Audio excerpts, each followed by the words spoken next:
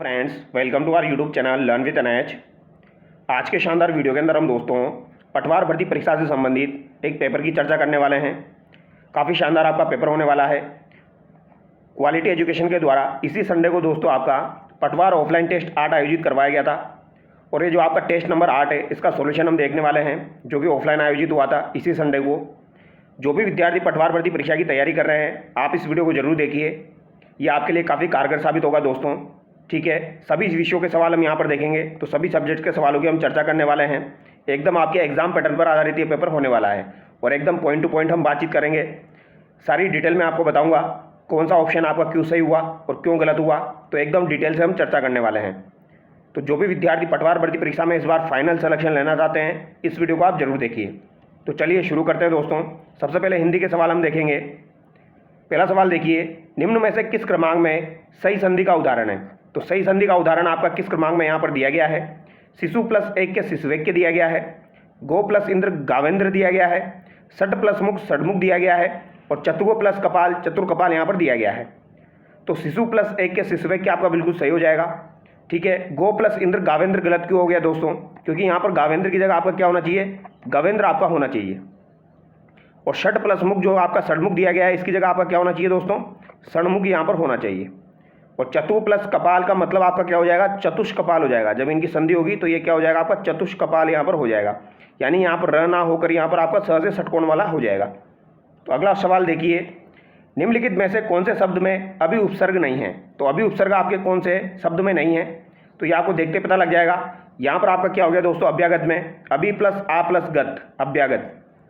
अभिमान में अभी प्लस मान, अभिभावक में अभी प्लस भावक। अधिपति में आपका अभी नहीं होगा दोस्तों, तो यहाँ पर सी आपका करेक्ट हो गया। इसको तो आप देखते सही कर सकते हो। अगला सवाल देखिए, निम्न में से कौन सा प्रत्यय की दृष्टि से असुमेलित है? तो प्रत्यय की दृष्टि से यहाँ पर कौन सा आपका असुमेलित है, ये आपको बताना है। गागे में आपका ए प्रत्यय है, ठकुराइन में इन प्रत्यय दिया गया है, अभिजात्य में यह प्रत्यय है और काव्यायन में आपका आयन प्रत्यय है। तो ठकुराइन का दोस्तों ठाकुर प्लस आइन आपका होना चाहिए। यहाँ पर क्या होना चाहिए? आइन होना चाहिए, ना कि इन। तो यहाँ पर बी आपका गलत हो गया। अगला सवाल देखिए, किस सामासिक पद का विग्रह सही नहीं है? तो किस सामासिक पद का विग्रह आपका सही नहीं है? आशातीत का आशा को अतीत करके, त्रिभुवन तीनों भुवनों का समाहार, दही बड़ा दही और बड़ा, चंद्रमुख का चंद्र सरी का मुख। तो यहाँ पर दही बड़ा आपका गलत हो जाएगा। क्यों गलत हो जाएगा? क्योंकि दही बड़ा का मतलब होता है आपका दही में डूबा हुआ बड़ा। तो दही में डूबा हुआ बड़ा आपका यहाँ पर होना चाहिए, जो कि आपका दही और बड़ा लिखा हुआ है, तो ये आपका गलत हो जाएगा। ठीक है, त्रिभुवन भी आप याद रखिएगा, ये भी काफ़ी बार एग्जाम में पूछा जाता है, तीनों भुवनों का समाहार। अगला सवाल देखिए, पर्यायवाची शब्दों के संदर्भ में कौन सा युग्म आपका असंगत है? तो पर्यायवाची शब्द यहाँ पर दिए गए हैं, इनमें असंगत युग्म आपको बताना है। जैसे कि मूंगा का आपका प्रवाल होता है, रक्तमणि होता है, विद्रुम होता है, तो ये तो बिल्कुल सही दिया गया है। कल्पवृक्ष का आपका पारिजात होता है, सुरतरु होता है और मंदार भी होता है, तो ये भी आपका सही हो जाएगा। कुबेर का आपका नरवाहन, एक कुंडल और वैश्वरण होता है, तो ये भी आपका सही है। लेकिन यहाँ पर भूसर, द्विज और विप्र जो दिया गया है, ये बुद्धि का दिया गया है, तो ये बुद्धि के ना होकर किसके हो जाएंगे दोस्तों? ब्राह्मण के आपके हो जाएंगे। तो ये किसके हो जाएंगे? आपके ब्राह्मण के हो जाएंगे, यानी कि भूसर, द्विज और विप्र आपके ब्राह्मण के पर्यायवाची होते हैं, तो ये ऑप्शन आपका गलत हो जाएगा। अगला सवाल देखिए, विलोम शब्द युग्म की दृष्टि से कौन सा विकल्प आपका अनुचित है? तो प्रसाद का विषाद बिल्कुल सही दिया गया है। तेजस्वी का यशस्वी यहाँ पर गलत हो गया दोस्तों, क्योंकि तेजस्वी और यशस्वी एक तरीके से समानार्थी शब्द है। तेजस्वी का अगर आपको उल्टा देखना है, यानी विलोम क्या हो जाएगा? इसका निस्तेज हो जाएगा। तेजस्वी का क्या हो जाएगा? निस्तेज हो जाएगा। और यशस्वी का अगर आपको उल्टा देखना है विलोम, तो यह अयशस्वी आपका होना चाहिए। उद्विग्न का अनुद्विग्न हो जाएगा। देवी का आपका आसुरी हो जाएगा, तो यहाँ पर बी आपका गलत हो गया। अगला सवाल देखिए, किस वाक्यांश के लिए प्रयुक्त शब्द सार्थक नहीं है? तो किस वाक्यांश के लिए प्रयुक्त शब्द आपका सार्थक नहीं है? जहाँ कोई विघ्न न हो, निर्विघ्न। जो आसानी से दिखाई न पड़े, दुर्लक्ष्य। जिसे जीतना आसान हो, दुर्जय। जो ज़्यादा दीर्घ न हो, नाति दीर्घ। तो यहाँ पर कौन सा ऑप्शन जो है आपका वो सार्थक नहीं है? तो जिसे जीतना आसान हो वो आपका क्या होता है? जे होता है। क्या होता है? जे। और जिसे जीतना आसान ना हो वो क्या होता है? आपका दुर्जय होता है, यानी कि यहाँ पर ये आपका गलत हो गया।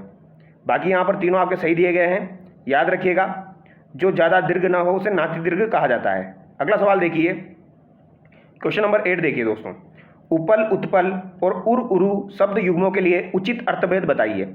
उपल का मतलब पत्थर होता है, उत्पल का मतलब कमल होता है और उर का मतलब आपका हृदय होता है और उरु का मतलब जांग होता है। तो उर उरु, उपल, उत्पल आपको याद रखना है। ऑप्शन ए यहाँ पर आपका करेक्ट हो जाएगा। निम्न में से किस क्रम में शुद्ध शब्द है? तो शुद्ध शब्द आपको बताना है किस क्रम में है। सौंदर्यता, कविंद्र, एकत्रित या फिर आपका निहारिका। देखो सौंदर्यता जो है इसमें ता आपका नहीं होगा, केवल क्या होगा आपका सौंदर्य होगा। अगर सौंदर्य लिखा होता तो ये सही होता आपका। कविंद्र में आपकी बड़ी की मात्रा आती है तो यहाँ पर बड़ी की मात्रा आपकी होनी चाहिए कविंद्र, तो ये भी गलत हो गया। एकत्रित नहीं होता है दोस्तों, ये क्या होता है आपका एकत्र होता है, याद रखिएगा एकत्र आपका होता है। और निहारिका यहाँ पर बिल्कुल सही दिया गया है। निहारिका में आपकी बड़ी की मात्रा आती है, फिर आपके र में छोटी की मात्रा आती है, इसी तरीके से निहारिका को लिखा जाता है। अगला सवाल देखिए, निम्न में से किस क्रम में वाक्य शुद्ध है? मुझे भारी दुख है, तो मुझे भारी दुख है तो ये आपका गलत हो गया, क्योंकि भारी दुख थोड़ी होता है, बड़ा दुख होता है। मुझे बड़ा दुख है, ठीक है, तो ये गलत हो गया, बड़ा होना चाहिए यहाँ पर। व्याकरण के बहुत मुद्दे चिंतनीय हैं, तो ये तो मुझे बिल्कुल सही लग रहा है, व्याकरण के बहुत मुद्दे चिंतनीय हैं। आकाश में दीर्घकाय बादल छा रहे हैं, तो ये भी आपका गलत हो गया, क्योंकि दीर्घकाय न यूज होकर यहाँ पर क्या यूज होगा दोस्तों? आकाश में जो है आपके घने बादल छा रहे हैं, दीर्घकाय की जगह क्या होना चाहिए आपका? घने होना चाहिए। कोयल का बोलना मन को अच्छा लगता है, तो कोयल बोलती थोड़ी है दोस्तों, कोयल तो कूकती है, तो कोयल का कूकना मन को अच्छा लगता है, तो यहाँ पर डी भी आपका गलत हो गया, यानी बी यहाँ पर आपका सही हो जाएगा। अगला सवाल देखिए, खे खाना मुहावरे का अर्थ है, तो खे खाना जो है दोस्तों इस मुहावरे का अर्थ आपका क्या हो जाएगा? ये भी आपका महत्वपूर्ण सवाल है। तो खे खाना मुहावरे का अर्थ हो जाएगा आपका बुरी दशा में रहना। क्या हो जाएगा? बुरी दशा में रहना। अगला सवाल देखिए, एक्सेप्शनल शब्द का समकक्ष हिंदी पारिभाषिक शब्द नहीं है, तो दोस्तों एक्सेप्शनल का मतलब क्या होता है आपका? अपवाद होता है। इसके समकक्ष हिंदी पारिभाषिक शब्द आपका कौन सा नहीं है? अपवादात्मक, तो यहाँ पर होगा दोस्तों, बच्चे ने दोस्तों यहाँ पर गलत पढ़ लिया, यहाँ पर नहीं पढ़ना भूल गया, ठीक है। विशिष्ट जो है ये भी आपका अपवाद के अंतर्गत आ जाएगा, असाधारण भी अपवाद के अंतर्गत आ जाएगा, लेकिन स्वीकारात्मक जो है ये अपवाद के अंतर्गत नहीं आएगा, तो डी यहाँ पर आपका करेक्ट हो जाएगा। यहाँ पर क्या पूछा गया है? जो एक्सेप्शनल है आपका उसका कौन सा समकक्ष हिंदी पारिभाषिक शब्द नहीं है, ठीक है, सवाल को ध्यान से पढ़ना है। अगला सवाल देखिए, हड़प्पा कालीन समाज किन वर्गों में विभक्त था? तो हड़प्पा कालीन समाज जो है ये आपका किन वर्गों में विभक्त था, ये आपसे पूछा गया है। तो हड़प्पा कालीन समाज आपका विद्वान, योद्धा, व्यापारी और आपका किन में विभक्त था दोस्तों? श्रमिक में विभक्त था। ऑप्शन बी यहाँ पर आपका सही हो जाएगा, यह आप याद रखिएगा, ठीक है, विद्वान, योद्धा, व्यापारिक और श्रमिक। अगला सवाल देखिए, यहाँ पर आपको बताना है चरक, ब्रह्मगुप्त, वराहमिहिर, विशाखदत्त। तो चरक जो है ये कौन थे दोस्तों? ये आपके चिकित्सक थे। पहली बात तो आप ये ध्यान रखेंगे।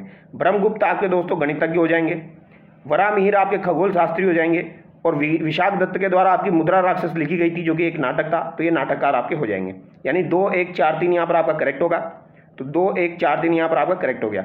अब आप लोग मुझे कमेंट करके बताना दोस्तों, ये चरक के बारे में हमने पढ़ा, तो ये चरक जो था ये किसके दरबार में था? ये सवाल भी काफ़ी बार एग्जाम में पूछा जाता है। ये तीन थे दोस्तों, एक तो आपका चरक था, एक विश्वामित्र था और एक आपका अश्वघोष था। ये तीनों एक के दरबार में थे आपके। अगला सवाल देखिए, निम्न में से कौन एक बौद्ध ग्रंथ 16 महाजनपदों का उल्लेख करता है? तो 16 महाजनपद जो है दोस्तों इनका उल्लेख आपको कहाँ पर मिलेगा? तो इनका उल्लेख 2 जगह मिलेगा, एक तो आपके बौद्ध ग्रंथ में मिलेगा और एक आपके जैन ग्रंथ में मिलेगा। जैन ग्रंथ की बात की जाए तो भगवती सूत्र अगर आपसे पूछा जाए, भगवती सूत्र जो है ये जैन ग्रंथ है, इसमें आपको 16 महाजनपदों का उल्लेख मिलेगा। और बौद्ध ग्रंथ की बात की जाए तो अंगुत्तर निकाय में आपके 16 महाजनपदों का उल्लेख मिलेगा। तो दोनों याद रखने, अंगुत्तर निकाय और भगवती सूत्र। कृष्णदेवराय द्वारा निम्नलिखित किस कवि को आंध्र कविता पितामह की उपाधि दी गई? तो आंध्र कविता पितामह की उपाधि कृष्णदेवराय के द्वारा अलसानी पेंडुना को दी गई थी, ठीक है, किसको दी गई थी? अलसानी पेंडुना को दी गई थी। अगला सवाल देखिए, निम्नलिखित में से किस स्थान पर अकबर को हुमायूं की मृत्यु की सूचना मिलने पर राजगद्दी पर बैठाया गया? तो हुमायूं जो थे ये अकबर के पिता थे। जब इनकी मृत्यु हो गई थी दोस्तों, तो आपका जो अकबर था ये 13 वर्ष और 4 माह की उम्र में राजा बना था। इसका राज्याभिषेक 13 वर्ष 4 माह की उम्र में हुआ था, यानी जब इसकी आयु 14 वर्ष से कम थी। और इसका जो राजगद्दी पर बिठाया था तो ये कालानौर में बिठाया था दोस्तों। ऑप्शन डी यहाँ पर आपका करेक्ट होगा, ठीक है। और यहाँ पर इसका संरक्षक कौन बना था अकबर का? तो बैराम खां इसका संरक्षक बना था। अगला सवाल देखिए, और ये बात कब की हो जाएगी आपकी? तो ये आपकी बात हो जाएगी दोस्तों 14 फरवरी आपकी दोस्तों 1556 की बात हो जाएगी। ये भी आप याद रखिएगा, पूछा जा सकता है, ठीक है। अगला सवाल देखिए, निम्न में से किस समाचार पत्र से महात्मा गांधी संबंधित नहीं थे? तो यंग इंडिया से संबंधित थे, इंडियन ओपिनियन से संबंधित है, हरिजन से संबंधित है, लेकिन इंडियन मिरर से आपके संबंधित नहीं थे दोस्तों। इंडियन मिरर से कौन आपके संबंधित है? तो याद रखना है आपको मनमोहन घोष, ठीक है। मिरर का जो है वो मन भा गया, इस तरीके से याद रखते हो। मिरर में हम अपना चेहरा देखते हैं तो हमारा मन भा जाता है, तो मनमोहन घोष आप याद रखना, ठीक है। तो मनमोहन घोष और आपके देवेंद्र नाथ टैगोर जो है इनका संबंध जो है वो किससे था? इंडियन मिरर से था। अगला सवाल देखिए, वर्ष 1906 में लंदन में अभिनव भारत सोसाइटी की स्थापना किसके द्वारा की गई? आसान सा सवाल है, तो ये आपकी वी.डी. सावरकर के द्वारा की गई थी। अगला सवाल देखिए, निम्नलिखित में से कौन सी एक भारतीय शासन एक्ट 1919 की विशेषता नहीं है? तो भारतीय शासन एक्ट 1919 जो है दोस्तों, एक तो आपका 1919 वाला है और एक आपका 1935 वाला है। 1919 वाला और 1935 वाला दोनों में कुछ बातें जो है वो अलग अलग है, वो आपको ध्यान रखनी है। जैसे कि 1919 में कहा गया है केंद्र में द्विसदनात्मक विधायिका, तो ये बात बिल्कुल सही है। लेकिन 1935 की बात की जाए तो 1935 में प्रांतों में द्विसदनात्मक विधायिका की बात की गई है। प्रत्यक्ष निर्वाचन आपका 1919 में दिया गया है। केंद्र में द्वैध शासन जो है दोस्तों, ये आपका 1935 में दिया गया है। केंद्र में द्वैध शासन 1935 में दिया गया है और प्रांतों में द्वैध शासन की बात की जाए तो वो 1919 में दिया गया है। अगर यहाँ पर प्रांत होता तो ये सही होता, लेकिन ये केंद्र की वजह से आपका गलत हो गया। तो याद रखिएगा, केंद्र एवं प्रांतीय विधानमंडलों की विधान निर्माण की शक्ति ये भी आपकी 1919 में दी गई है। अगला सवाल देखिए, संविधान सभा के सदस्यों को निम्न में से किसने प्रत्यक्ष रूप से निर्वाचित किया?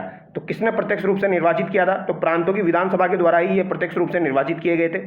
याद रखिएगा, प्रांतों की विधानसभा के द्वारा ही ये निर्वाचित किए गए थे। अगला सवाल देखिए, निम्नलिखित में से किस वाद में यह कहा गया है कि प्रस्तावना भारतीय संविधान का अंग नहीं है? तो इजी सवाल है आपका, बेरोवारी वाद हुआ था दोस्तों आपका 1960 में। इसमें कहा गया था कि जो प्रस्तावना है वो संविधान का अंग नहीं है, तो ऑप्शन डी यहाँ पर आपका करेक्ट हो जाएगा। और केशवानंद भारती बनाम केरल राज्य जो आपका हुआ था 1973 में, इसमें कहा गया प्रस्तावना जो है वो संविधान का अंग है, ठीक है, और उसमें संशोधन भी किया जा सकता है, लेकिन मूल ढांचा जो है वो आपका प्रभावित नहीं होना चाहिए। तो ये यहाँ पर आपका करेक्ट होगा डी। अगला सवाल देखिए, भारत के राष्ट्रपति के महाभियोग की प्रक्रिया है। तो भारत के राष्ट्रपति पर महाभियोग चलाया जा सकता है दोस्तों और उसे हटाया जा सकता है, ठीक है, लेकिन न्यायालय के द्वारा ये प्रक्रिया नहीं की जाती है, इसीलिए इसे क्या कहा जाता है? अर्ध न्यायिक प्रक्रिया कहा जाता है। ऑप्शन सी यहाँ पर आपका करेक्ट होगा। अगला सवाल देखिए, संसद में लोक लेखा समिति में कुल सदस्यों की संख्या कितनी होती है? तो दो समिति आपकी होती है दोस्तों, एक तो आपकी प्राक्कलन समिति होती है, एक तो आपकी प्राक्कलन समिति है और एक आपकी लोक लेखा समिति है। प्राक्कलन समिति में जो संसद की बात की जाए यानी राष्ट्रीय लेवल पर बात की जाए तो 30 सदस्य आपके होते हैं, जो कि 30 के 30 ही आपके लोकसभा से चुने जाते हैं। जबकि लोक लेखा समिति जो होती है इसमें 22 सदस्य आपके होते हैं, जिसमें आपके दोस्तों कितने सदस्य होते हैं? इसमें आपके 15 सदस्य तो लोकसभा से लिए जाते हैं, 15 सदस्य लोकसभा से, और आपके दोस्तों 7 सदस्य राज्यसभा से लिए जाते हैं। तो 15-7 आप याद रखना, 22 इसमें टोटल होते हैं। ऑप्शन डी यहाँ पर आपका सही हो जाएगा। लेकिन यही बातचीत अगर आपकी राजस्थान को लेकर की जाए, ठीक है, विधानसभा में आपकी लोक लेखा समिति में कितने होते हैं? तो वहाँ पर 15 होते हैं, ठीक है, राजस्थान की बात की जाए तो, और संसद की बात की जाए तो 22 होते हैं। संविधान का अनुच्छेद 144 आदेशित करता है कि भारतीय राज्य में क्षेत्र में सभी प्राधिकारी सिविल एवं न्यायिक निम्न में सहायक होंगे। तो ये आपके उच्चतम न्यायालय में सहायक होंगे। ऑप्शन सी यहाँ पर आपका करेक्ट होगा। अगला सवाल देखिए, राष्ट्रीय मानवाधिकार आयोग का गठन किया जाता है। तो राष्ट्रीय मानवाधिकार आयोग का गठन जो है दोस्तों, ये आपका केंद्र सरकार के द्वारा किया जाता है। राष्ट्रीय मानवाधिकार आयोग की स्थापना आपकी कब की गई थी? पूछा जा सकता है एग्जाम में। तो 28 दिसंबर आपकी 1993 को की गई थी, 28 दिसंबर 1993 को की गई थी। अगला सवाल देखिए, निम्न में से कौन सा राज्य अधिकतम अन्य भारतीय राज्यों से सीमा साझा करता है? तो ये कौन करता है? उत्तर प्रदेश करता है दोस्तों। अगर यूटी को मिला लिया जाए तो लगभग 9 राज्यों से सीमा साझा करता है, यानी 8 राज्य और 1 यूटी से ये सीमा साझा करता है, ठीक है। तो ऑप्शन डी यहाँ पर आपका करेक्ट होगा। और ये सवाल आपका पिछली बार पटवार के एग्जाम में पूछा गया था। अगला सवाल देखिए, यहाँ पर आपको दोस्तों हिमाचल के प्रादेशिक प्रदेश दिए गए हैं और सीमाबद्ध करने वाली नदियाँ दी गई है। देखो ये 5 नदियाँ होती है, सिंधु, सतलज, काली, तीस्ता और ब्रह्मपुत्र। सिंधु, सतलज, काली, तीस्ता और ब्रह्मपुत्र, इनके बीच के भाग को कुछ न कुछ कहा जाता है, ठीक है। तो ये 4 भाग आपको याद रखने हैं। सिंधु और सतलज के मध्य के भाग को पंजाब हिमालय कहा जाता है और सतलज और काली के मध्य के भाग को कुमाऊं हिमालय कहा जाता है। इसके अलावा बात की जाए दोस्तों, काली और तीस्ता के मध्य के भाग को नेपाल हिमालय कहा जाता है और तीस्ता और ब्रह्मपुत्र के भाग को आपको क्या कहा जाएगा? असम हिमालय कहा जाएगा, ठीक है।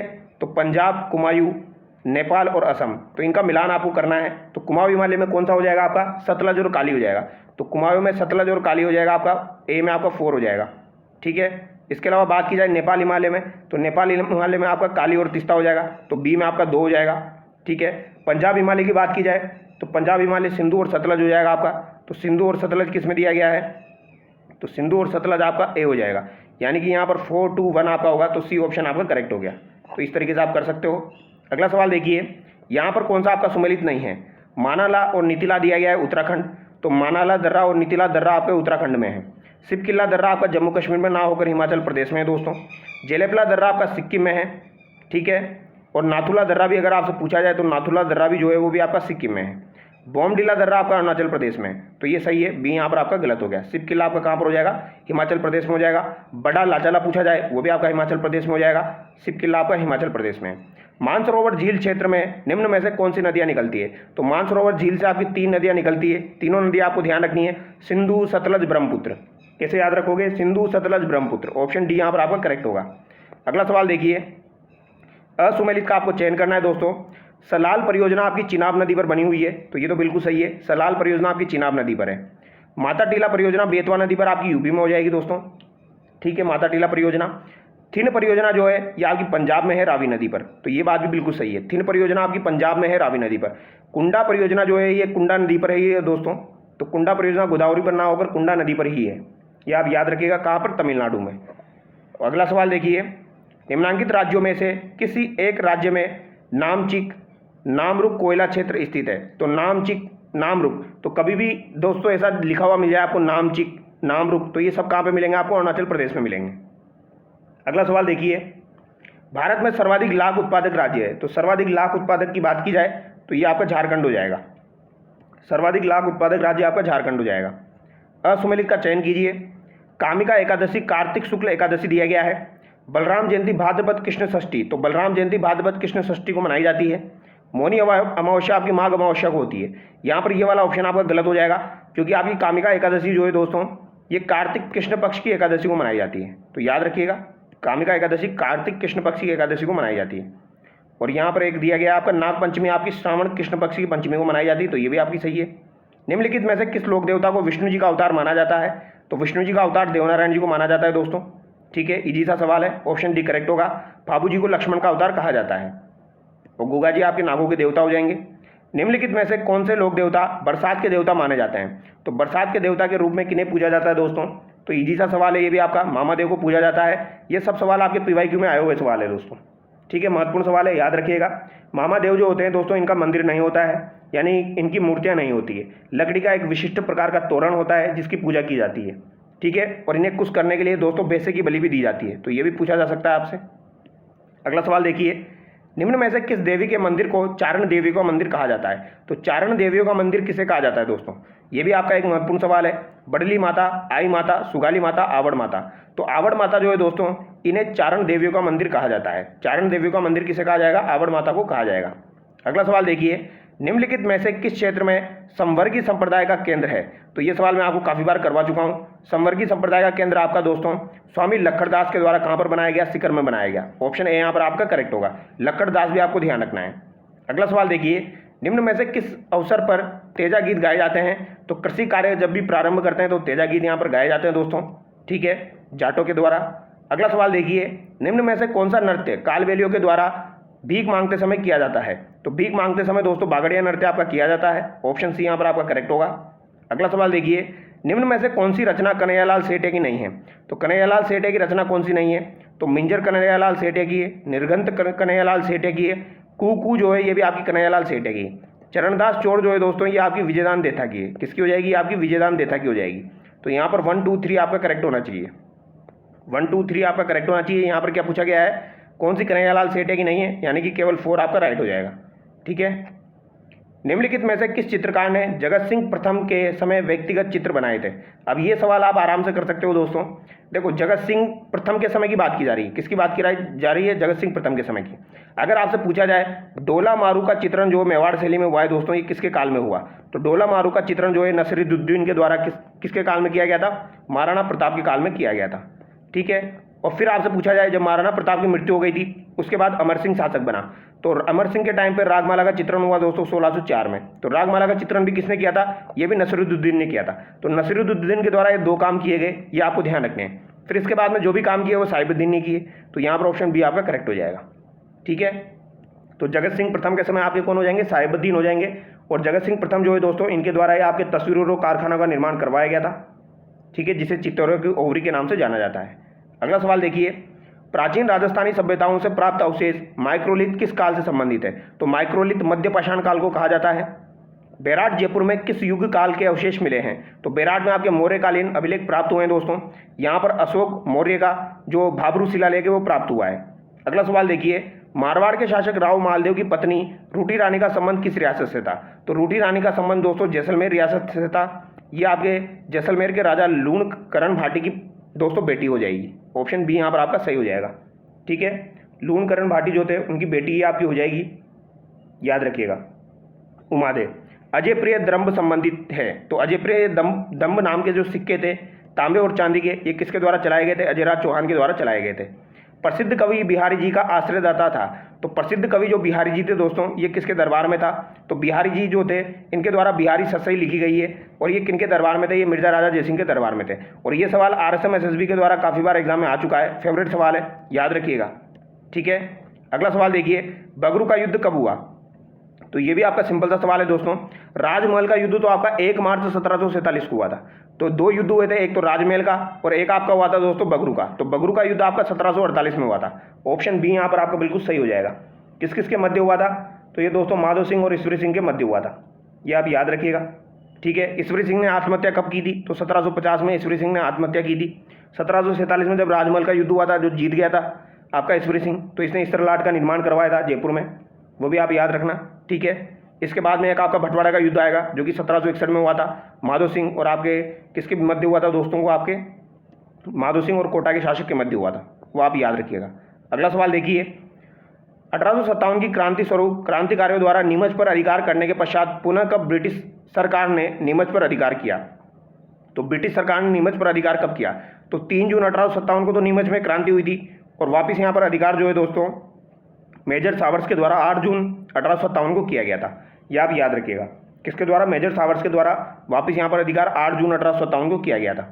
अगला सवाल देखिए, यानी कुछ दिनों बाद ही यहाँ पर अधिकार हो गया था।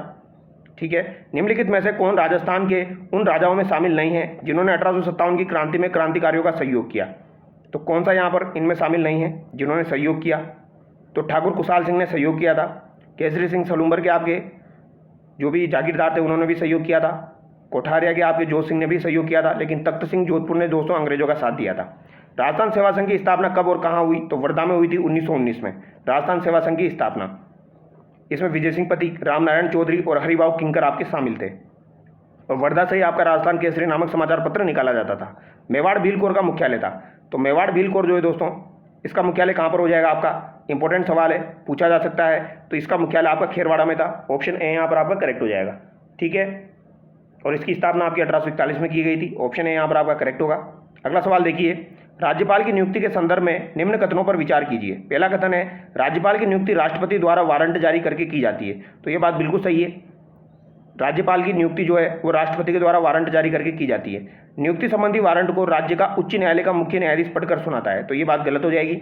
इसे उच्च न्यायालय का मुख्य न्यायाधीश पढ़कर नहीं सुनाता है दोस्तों। कौन पढ़कर सुनाता है?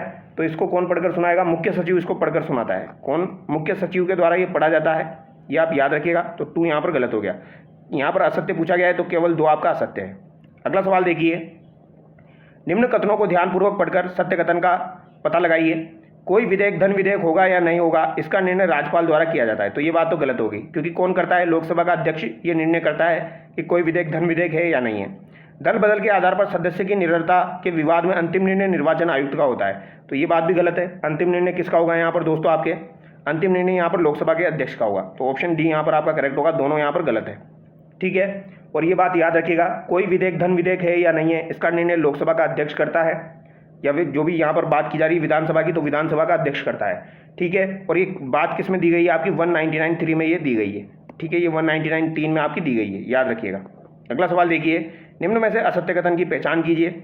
मुख्यमंत्री राज्यपाल को विधानसभा भंग करने का परामर्श दे सकता है। तो बिल्कुल परामर्श देने में क्या दिक्कत है, परामर्श तो दे सकता है। मंत्रिपरिषद की समस्त बैठकों की अध्यक्षता राज्य का मुख्य सचिव करता है। तो ये बात गलत होगी भैया, राज्य का मुख्य सचिव क्यों करेगा? सीएम जो है वो अध्यक्षता करता है। तो यहाँ पर बी आपका जो है वो गलत हो गया।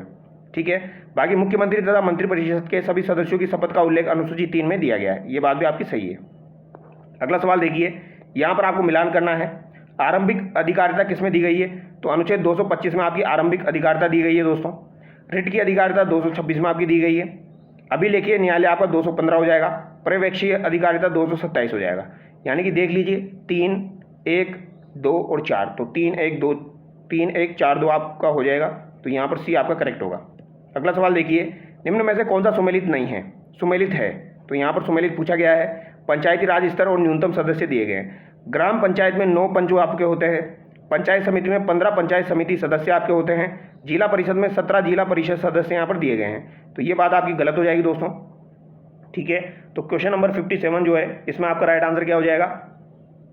अच्छा, यहाँ पर जो है 17 जिला परिषद सदस्य दिए गए हैं। ये बात भी दोस्तों आपकी सही है। यहाँ पर तीनों ऑप्शन आपके सही है, ए बी सी तीनों सही है, डी यहाँ पर आपका करेक्ट होगा। ग्राम पंचायत में 9 पंच आपके होंगे। पंचायत समिति में 15 पंचायत समिति सदस्य होंगे। जिला परिषद में 17 जिला परिषद सदस्य होंगे। ये तीनों बातें आपकी सही है, याद रखिएगा। ग्राम पंचायत में 9, पंचायत समिति में 15, जिला परिषद में 17। अगला सवाल देखिए, निम्नलिखित में से कौन सा अनुच्छेद नगर पालिकाओं की संरचना के संबंध में बताता है? तो यहाँ पर नगर पालिकाओं की संरचना के बारे में पूछा गया है दोस्तों। महत्वपूर्ण सवाल है आपका, बन सकता है। तो नगर पालिकाओं की संरचना के बारे में किस में दिया गया है? तो ये दोस्तों आपके 243 आर में दिया गया है। 243 आर में आपके नगर पालिकाओं की संरचना के बारे में दिया गया है। ठीक है, पंचायतों के गठन की बात की जाए तो 243 बी में दिया गया है, और पंचायतों की संरचना की बात की जाए तो 243 सी में दिया गया है। लेकिन अगर बात की जाए नगर पालिका की संरचना की तो 243 आर आपका हो जाएगा। अगला सवाल देखिए, राज्य के मुख्य सचिव के संबंध में निम्न कथनों को पढ़िए। मुख्य सचिव की नियुक्ति राज्यपाल द्वारा की जाती है। बिल्कुल गलत बात है आपकी। मुख्य सचिव की नियुक्ति राज्यपाल के द्वारा नहीं की जाती है। ठीक है, यह मुख्यमंत्री के प्रसाद पर्यंत पद धारण करता है, ये बात सही है। राजस्थान का प्रथम मुख्य सचिव के राधाकृष्णन थे, तो ये बात भी सही है। यहाँ पर असत्य आपका पूछा गया है, तो केवल 1 आपका असत्य है। सवाल को ध्यान से पढ़ना है और फिर आराम से करना है। आरपीएससी के अध्यक्ष का कार्यकाल कितना होता है? तो ये तो आपका 662 होता है। काफ़ी बार मैं बता चुका हूँ, 6 वर्ष या 62 वर्ष, जो भी आपका पहले हो जाए। तो यहाँ पर आपका राइट आंसर ऑप्शन सी हो जाएगा। शेखावटी प्रदेश के संदर्भ में निम्नांकित कथनों पर विचार कीजिए। तो शेखावटी प्रदेश जो है इसके संबंध में कुछ कथन आपको दिए गए हैं, उन पर आपको विचार करना है। ठीक है, इस क्षेत्र में पश्चिमी राजस्थान की तुलना में अधिक वर्षा होने के कारण बालुका स्तूपों पर वनस्पति पाई जाती है। तो ये बात बिल्कुल सही है। इसे बांगर प्रदेश या आंतरिक जल प्रवाही क्षेत्र भी कहा जाता है, ये बात भी सही है। इस क्षेत्र में जमीन के नीचे चूने की विशाल परतें पाई जाती है, अतः वर्षा का जल ऊपरी सतह न बहकर सतह के नीचे चूने परतों पर बहता है। तो ये तीनों बातें यहाँ पर आपकी सही है। सभी 3 कथन यहाँ पर आपके सत्य हो जाएंगे। अगला सवाल देखिए, निम्न में से कौन सा मिश्रित मरुस्थल का उदाहरण है? तो मिश्रित मरुस्थल का उदाहरण कौन सा हो जाएगा? तो हमादा जो है ये तो आपका चट्टानी मरुस्थल हो जाएगा। चट्टानी मरुस्थल अगर आपसे पूछा जाए तो हमादा हो जाएगा। और अगर आपसे पूछा जाए रेतीला मरुस्थल, तो रेतीला मरुस्थल पूछा जाए तो कौन सा हो जाएगा? इर्ग हो जाएगा। लेकिन अगर आपसे पूछा जाए मिश्रित मरुस्थल, तो ये आपका रेग हो जाएगा। मिश्रित मरुस्थल किसे कहा जाता है? रेग को कहा जाता है। तो तीनों बातें ध्यान रखिएगा, चट्टानी, आपका रेतीला और मिश्रित। राजस्थान में मानसून पूर्व होने वाली बारिश को क्या कहा जाता है? तो राजस्थान के अंदर जो मानसून पूर्व वर्षा होती है उसे दोगड़ा वर्षा कहा जाता है। क्या कहा जाता है? दोगड़ा कहा जाता है। ऑप्शन सी यहाँ पर आपका करेक्ट होगा। आम्र वर्षा तो इसे तमिलनाडु में कहा जाता है दोस्तों। ठीक है, तमिलनाडु केरल साइड इसे कहा जाता है। अब यहाँ पर ये पैसेज दिया गया है, तो पैसेज तो आपको खुद से करना पड़ेगा। ठीक है, बाकी के सवाल मैं आपको करवा देता हूँ जो हमसे हो सकते हैं। यहाँ पर सभी सब्जेक्ट के सवाल हम देखेंगे। 68 में आपको करेक्ट पार्ट ढूंढना है दोस्तों, यानी इनकरेक्ट पार्ट ढूंढना है। If I would know his number I would call him, तो इसमें क्या एरर हो जाएगी आपकी, ये आपको बताना है। तो बताइए क्वेश्चन नंबर 68 में किस प्रकार की एरर आपकी दी गई है। तो यहाँ पर देखिए, इफ़ आई वुड नो नहीं होगा, यहाँ पर क्या होना चाहिए आपका? If I knew his number I would call him. तो इफ़ आई न्यू यहाँ पर होना चाहिए, वुड नहीं होना चाहिए। If I knew his number, तो यहाँ पर आपका क्या होना चाहिए? If I knew his number I would call him. तो ए में यहाँ पर मिस्टेक हो गई आपकी। यहाँ पर भी आपको दोस्तों एरर ढूंढनी है। बताइए, it was me who called you last night. तो इट वॉज मी यहाँ पर नहीं होगा दोस्तों, इट वॉज आई यहाँ पर होना चाहिए। क्या होना चाहिए? It was I who called you last night, इस तरीके से यहाँ पर होना चाहिए। ए यहाँ पर गलत हो गया। अगला सवाल देखिए, choose the correct idiom for the appropriate meaning. She wanted to avoid the topic but the interviewer and asked directly about the scandal. तो यहाँ पर हो जाएगा दोस्तों came to the point. Option D यहाँ पर आपका करेक्ट होगा। अगला सवाल देखिए, यहाँ पर भी आपको वही बताना है। She is not very talkative but when it comes to politics she really. तो यहाँ पर क्या होना चाहिए आपका? Talks 19 to the dozen. Option D यहाँ पर आपका करेक्ट होगा। Which is not the correct pair of antonym. Correct pair of antonym यहाँ पर आपका कौन सा नहीं है? तो यहाँ पर जो आपका GAY और EBB दिया गया है ये गलत हो जाएगा दोस्तों। बाकी यहाँ पर सही दिया गया है। तो गे का जो इब दिया गया है ये यहाँ पर गलत हो जाएगा। ठीक है, ये आपको याद रखना है। गे का मतलब जो होता है दोस्तों, इसका उल्टा आपका होना चाहिए डेड, लिम्प, इनएक्टिव होना चाहिए। यानी गे का मतलब आपका क्या होता है दोस्तों? यहाँ पर एनर्जेटिक होता है। अगला सवाल देखिए, choose the correct synonym. Correct synonym आपको बताना है सेलेसिटी। तो इसका सिनोनिम आपको बताना है दोस्तों, क्या हो जाएगा? तो इसका हो जाएगा आपका इंडेसेंसी। ऑप्शन सी यहाँ पर आपका करेक्ट होगा। अगला सवाल देखिए, किसी चालक की लंबाई को अगर दोगुना और क्षेत्रफल को आधा कर दिया जाए तो प्रतिरोध पर क्या प्रभाव पड़ेगा। तो दोस्तों प्रतिरोध पर क्या प्रभाव पड़ेगा, प्रतिरोध का फॉर्मूला आपको ध्यान रखना है, रो एल अपॉन ए होता है। अब यहाँ पर बोला गया है लंबाई को दुगुना कर दिया जाए और क्षेत्रफल को आधा कर दिया जाए, तो ये 2 ऊपर चला जाएगा, तो ये 4 गुना आपका हो जाएगा। ऑप्शन बी यहाँ पर आपका करेक्ट होगा। अगला सवाल देखिए, निम्नलिखित में से किस रोग का रोगाणु मनुष्य के शरीर में खून की लाल रक्त कणिकाओं आरबीसी को संक्रमित करता है। तो मलेरिया जो है दोस्तों ये संक्रमित करता है। आपको पता होगा मादा एनाफ्लीज मच्छर जब काटता है दोस्तों तो उसके द्वारा जो आरबीसी होती है वो फट जाती है, तो आरबीसी फट जाती है तो खतरनाक ठंड लगती है, तो ये किस में होता है, आपका मलेरिया में होता है। अगला सवाल देखिए, थर्माइट क्रिया एक विशेष रासायनिक परिवर्तन है जिसका उपयोग रेल की पटरियों को जोड़ने में होता है, इसमें कौन सा परिवर्तन नहीं होता है। तो इसमें कौन सा परिवर्तन आपका नहीं होता है, तो यहाँ पर यौगिक का अपघटन नहीं होता है, बाकी अपचयन, उत्सर्जन और भौतिक अवस्था में परिवर्तन आपका होता है। अगला सवाल देखिए, प्रकाश संश्लेषण के लिए आवश्यक प्रमुख अनिवार्य शर्त कौन सी नहीं है। तो प्रकाश संश्लेषण के लिए कौन सी अनिवार्य शर्त नहीं है दोस्तों, तो ग्लूकोज जो है वो यहाँ पर प्रोडक्ट बनता है। ग्लूकोज जो है ये तो उत्पाद है दोस्तों, ग्लूकोज जो है ये तो उत्पाद है, उत्पाद की क्या जरूरत है अभिक्रिया को कराने के लिए, प्रकाश चाहिए, जल चाहिए और क्लोरोफिल चाहिए। ठीक है। अगला सवाल देखिए, जब कोई तंत्रिका आवेग न्यूट्रॉन के शरीर से अक्षतंतु एक्सॉन की ओर जाता है तो वह किस दिशा में चलता है। तो वह किस दिशा में यहाँ पर चलेगा, तो ये एंट्रोग्रेड दिशा में आपका चलता है। ऑप्शन है यहाँ पर आपका करेक्ट होगा। निम्न में से कौन सी स्थिति अपवर्तन के लिए आवश्यक नहीं है। तो अपवर्तन के लिए कौन सी स्थिति आवश्यक नहीं है, 2 भिन्न माध्यम होने चाहिए, प्रकाश की 2 भिन्न गति होनी चाहिए, प्रकाश का माध्यम भी परिवर्तित होता है दोस्तों, सघन विरल होता है, आपतन कोण 0 डिग्री हो, ये कोई कंडीशन नहीं है अपवर्तन के लिए। तो ऑप्शन सी यहाँ पर आपका जो है वो गलत हो जाएगा। वायुमंडल में हाइड्रोजन क्यों नहीं पाई जाती है, क्योंकि वायुमंडल में हाइड्रोजन इसलिए नहीं पाई जाती है दोस्तों क्योंकि ये काफ़ी हल्की होती है। कैसी होती है, ये काफ़ी हल्की होती है, तो ये सबसे हल्की गैस होती है, तो ये वायुमंडल में नहीं पाई जाती है।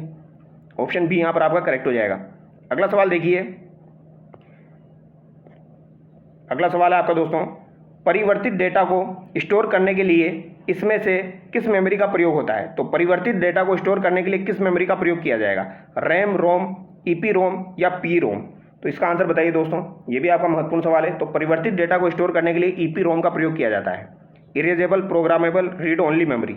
एक्सेल में बहुत सी वर्कशीटों को सिलेक्ट करने के लिए सीट टैब को क्लिक करते समय निम्न कुंजी का प्रयोग भी किया जाना चाहिए। तो किस कुंजी का प्रयोग किया जाना चाहिए, कंट्रोल का यहाँ पर प्रयोग किया जाता है। देखो कंट्रोल का बटन दबा दीजिए आप, फिर आप वर्कशीट में जो भी आपको चीज़ें सेलेक्ट करनी है उनको सेलेक्ट कर सकते हो क्लिक कर करके। तो वही चीज़ यहाँ पर पूछी गई है। स्प्रेडशीट अनुप्रयोग क्रमादेश निम्नलिखित में से कौन सा होगा। तो स्प्रेडशीट वाला आपका MS एक्सेल हो जाएगा। माइक्रोसॉफ्ट पावर पॉइंट एक है, तो माइक्रोसॉफ्ट पावर पॉइंट जो होता है ये क्या होता है दोस्तों, तो ये दोस्तों आपका एक जो है PPT होती है। ठीक है, PPT होती है, प्रेजेंटेशन होती है, यानी प्रस्तुति प्रोग्राम आपका हो जाएगा। अगला सवाल देखिए, निम्नलिखित में से इनपुट डिवाइस नहीं है। तो कौन सा इनपुट डिवाइस नहीं है, स्कैनर इनपुट डिवाइस है, माउस इनपुट डिवाइस है, वॉइस रिकग्निशन आपका जो है वो इनपुट डिवाइस है। कैथोड रे ट्यूब जो है दोस्तों ये आपका इनपुट डिवाइस नहीं है। ठीक है, ये मॉनिटर का भाग है तो ये आउटपुट में आ जाएगा। यहाँ पर देखिए, किसके बिना प्रणाली सिस्टम संचालित नहीं हो सकती है। तो मदरबोर्ड सबसे इंपॉर्टेंट होता है, सारी कुंजी आपकी इसी से जुड़ी हुई होती है दोस्तों। ठीक है, तो सारी लाइनें इसी से जुड़ी होती है, तो ए यहाँ पर आपका करेक्ट हो जाएगा। MS एक्सेल में चुनी हुई सेलों में फिल्टर को सुचारू करने हेतु शॉर्टकट कुंजी का प्रयोग किया जाता है। तो ये भी आपका अच्छा सवाल है, फिल्टर को सुचारू करने के लिए कौन सी शॉर्टकट कुंजी का आपका प्रयोग किया जाएगा। तो यहाँ पर Ctrl+Shift+L का प्रयोग किया जाएगा। अगला सवाल देखिए, वर्ड में आप इसके साथ बुलेट्स लगा सकते हैं। तो बुलेट्स किसके साथ लगा सकते हो, आप सभी के साथ लगा सकते हो, अक्षर हो, नंबर हो, रोमन अंक हो, सभी के साथ आप बुलेट्स लगा सकते हो। बुलेट्स का मतलब क्या होता है दोस्तों, आप नंबरिंग कर रहे हो, आपने जैसे 4 लाइनें लिखी हुई है तो इनको नंबरिंग कर दिया आपने 1 2 3 4, तो इस तरीके से बुलेट्स लगानी होती है, तो ये सभी जगह लगाई जा सकती है। निम्नलिखित में से यूटिलिटी सॉफ्टवेयर है। तो यूटिलिटी सॉफ्टवेयर आपका कौन सा हो जाएगा, तो एंटीवायरस जो है ये आपका यूटिलिटी सॉफ्टवेयर के अंतर्गत आता है। ऑप्शन डी यहाँ पर आपका करेक्ट होगा। रोम में स्थिर प्रोग्राम को कहते हैं। तो रोम में जो आपका स्थिर प्रोग्राम होता है दोस्तों उसे क्या कहा जाता है, ये भी महत्वपूर्ण सवाल है आपका, ये काफ़ी बार एग्जाम में पूछा जाता है। तो याद रखिएगा, रोम में जो स्थिर प्रोग्राम होता है उसे फर्मवेयर कहा जाता है। क्या कहा जाएगा, फर्मवेयर कहा जाएगा। फर्मवेयर एक प्रकार का क्या होता है, ये कंप्यूटर प्रोग्राम ही होता है जो रोम में रहता है। इसको ही हम क्या कहते हैं, बेसिकली रूप से BIOS कहते हैं, बेसिक इनपुट आउटपुट सिस्टम। तो फर्मवेयर आप याद रखना। यदि आप अपने PC की कार्यक्षमता को बेहतर करना चाहते हैं तो आपको निम्नलिखित में से किसको अपग्रेड करना होगा। तो अगर ऑप्शन पढ़ोगे आप CPU, मॉनिटर, कीबोर्ड, तो आराम से आप राइट आंसर कर सकते हो CPU। अगला सवाल देखिए, निम्नलिखित में से क्या उच्च गति हाई स्पीड सूक्ष्म कार्य संपादक माइक्रो प्रोसेसर का एक उदाहरण है।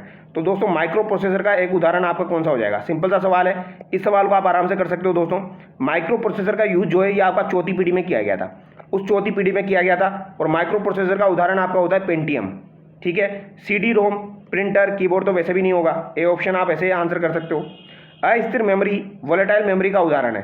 तो वोलेटाइल मेमोरी यानी अस्थिर मेमोरी कौन सी हो जाएगी? आपकी रैम हो जाएगी। और रोम जो है ये आपकी स्थायी मेमोरी हो जाएगी। रोम के अंदर ही आपको दोस्तों फर्मवेयर देखने को मिलेगा। अगला सवाल देखिए, MS वर्ड 2016 में निम्नलिखित में से किस रिबन आइटम में हेडर एवं फुटर विकल्प मौजूद होते हैं? तो हेडर और फुटर जो है इनको इंसर्ट कराया जाता है, तो ये आपके इंसर्ट में मौजूद होते हैं दोस्तों, ठीक है। विंडोज XP में रिसाइकल बिन आइकन कहाँ होता है? तो विंडोज XP में रिसाइकल बिन आइकन आपका कहाँ पर होता है दोस्तों? ये भी आपको ध्यान रखना है, ये आपका डेस्कटॉप पर होता है। तो विंडोज XP में ये कहाँ पर होता है? डेस्कटॉप में होता है। अगला सवाल है, राष्ट्रीय मानवाधिकार आयोग के अध्यक्ष के रूप में किसे नियुक्त किया गया है? तो ये आपके किसे नियुक्त किया गया है दोस्तों? तो ये आपके वी राम सुब्रमण्यम को नियुक्त किया गया है। डी करेक्ट होगा। हिंदी भाषा का साहित्य अकादमी पुरस्कार किसे प्रदान किया गया? तो हिंदी भाषा का साहित्य अकादमी पुरस्कार किसे प्रदान किया गया है? ये भी आपका महत्वपूर्ण सवाल है, याद रखिएगा। तो हिंदी भाषा का गगन गिल को दिया गया दोस्तों, ऑप्शन ए करेक्ट होगा। किसके लिए दिया गया? मैं जब तक आई बाहर के लिए दिया गया। अंग्रेजी भाषा का दोस्तों स्टरीन कीर को दिया गया है स्पिरिट नाइट के लिए। और राजस्थानी भाषा का मुकुट मणिराज को दिया गया है दोस्तों गाँव और अम्मा के लिए। अगला सवाल देखिए, वी सोरेडस मिसाइल निम्नलिखित में से किस संगठन द्वारा विकसित की गई? तो ये DRDO द्वारा विकसित की गई है। अगला सवाल है, इसरो द्वारा यूरोपीय अंतरिक्ष एजेंसी के प्रोबा 3 मिशन का सफलतापूर्वक परीक्षण किस रॉकेट से किया गया? तो PSLV C-59 से दोस्तों आपका प्रोबा 3 भेजा गया था। स्पेसएक्स आपका C-60 से हो जाएगा। स्पेसएक्स मिशन किसका हो जाएगा? तो ये इसरो का आपका हो जाएगा, और ये आपका PSLV C-60 से भेजा गया था। अगला सवाल देखिए, राष्ट्रीय खेल पुरस्कार में मेजर ध्यानचंद खेल रत्न पुरस्कार कितने खिलाड़ियों को प्रदान किए गए? तो मेजर ध्यानचंद खेल रत्न पुरस्कार 4 खिलाड़ियों को प्रदान किए गए हैं। काफ़ी इंपॉर्टेंट सवाल है, बार बार पूछा जाता है, तो याद रखिएगा, करंट अफेयर का सवाल है आपका। किस किस को दिया गया? मनु भाकर, हरमनप्रीत, प्रवीण कुमार और D गुकेश को दिया गया है। ICC अंडर 19 महिला T20 क्रिकेट विश्व कप का खिताब किसने जीता? तो ICC अंडर 19 महिला T20 क्रिकेट विश्व कप का खिताब भारत ने जीता है दोस्तों। अगला सवाल देखिए, अक्टूबर 2024 में किस राष्ट्रीय उद्यान को तितली विविधता के लिए मान्यता दी गई? तो तितली विविधता के लिए मान्यता दी गई है काजीरंगा को, ठीक है। काजीरंगा जो है दोस्तों, इसे तितली विविधता के लिए अक्टूबर 2024 में मान्यता दी गई है। ये एक सींग वाले गंडे के लिए प्रसिद्ध है। काजीरंगा कहाँ पर हो जाएगा? आपका असम में हो जाएगा। चक्रवात दाना कहाँ से उत्पन्न हुआ है? तो चक्रवात दाना आपका आया था दोस्तों उड़ीसा साइड में आया था, आपको पता होगा। और उड़ीसा साइड में आया तो अरब सागर तो वैसे आंसर नहीं होगा, यहाँ पर क्या आंसर हो जाएगा आपका? बंगाल की खाड़ी हो जाएगा, क्योंकि उधर आपकी क्या पड़ती है? बंगाल की खाड़ी पड़ती है। यानी हिंद महासागर में आया, और हिंद महासागर में भी चूज करना हो तो बंगाल की खाड़ी में आया। चक्रवात दाना नाम इसको किसने दिया था? कतर के द्वारा प्रदान किया गया था। अगला सवाल देखिए, क्वेश्चन नंबर 105, आज का हमारा अंतिम सवाल।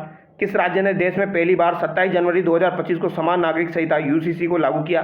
तो उत्तराखंड ने दोस्तों आपके UCC समान नागरिक संहिता को लागू किया है, ठीक है। बाकी रीजनिंग और मैथ के सवाल आप खुद से कर सकते हो दोस्तों, ठीक है। तो चलिए नेक्स्ट वीडियो मिलते हैं। Thank you so much. Video अच्छा लगा हो तो वीडियो को लाइक जरूर करना।